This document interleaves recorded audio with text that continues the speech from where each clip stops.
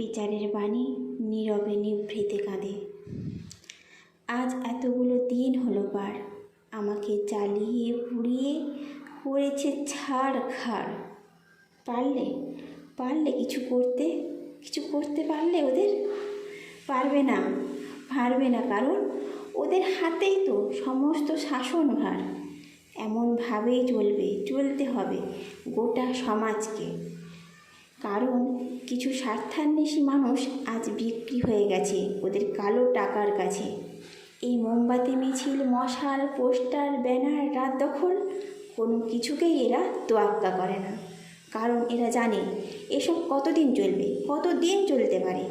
আস্তে আস্তে সব একদিন মুছে যাবে, সবাই সবটা ভুলে যাবে, আর তারা বহাল তবিয়তে দিব্যি বুক ফুলিয়ে ঘুরে বেড়াবে সমাজের বুকে।